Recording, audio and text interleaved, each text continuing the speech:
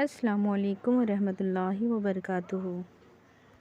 اور ہم نے فیصلہ سنا دیا بنی اسرائیل کو کتاب میں کہ بلا شبہ تم فساد کرو گے زمین میں 2 مرتبہ اور ضرور بات ضرور چڑھائی کرو گے اور بہت بڑی چڑھائی۔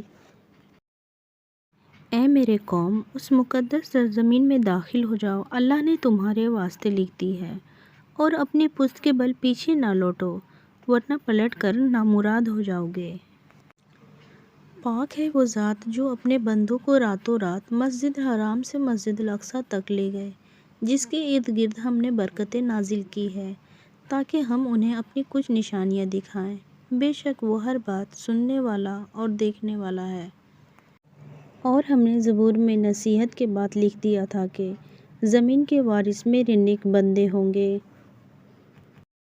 امید ہے کہ تمہارا پروردگار تم پر رحم کرے، اور اگر تم پھر وہی حرکتیں کرو گے تو ہم بھی وہی پہلا سلوک کریں گے، اور ہم نے جہنم کو کافروں کے لیے قید خانہ بنا رکھا ہے۔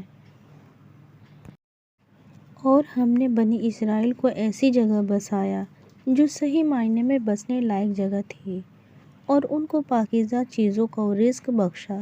پھر انہوں نے اس وقت تک اختلافات نہیں کیا جب تک ان کے پاس علم نہ آ گیا۔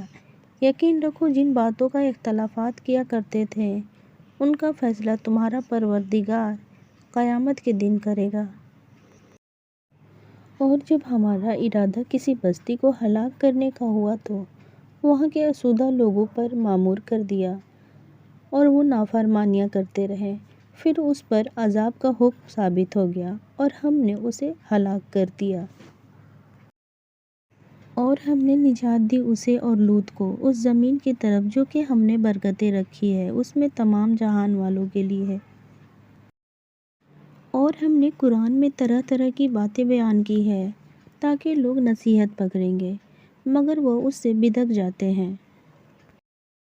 اور جب قرآن پڑھا کرتے ہو تو ہم تم میں اور ان لوگوں میں جو آخرت پر ایمان نہیں رکھتے حجاب پر حجاب کر دیتے ہیں۔ بنی اسرائیل میں سے جن لوگوں نے کفر اختیار کیا، داؤد اور عیسیٰ ابن مریم کی زبان سے ان پر لعنت کی گئی، کیونکہ وہ نافرمان ہو گئے تھے اور حد سے تجاوز کرتے تھے۔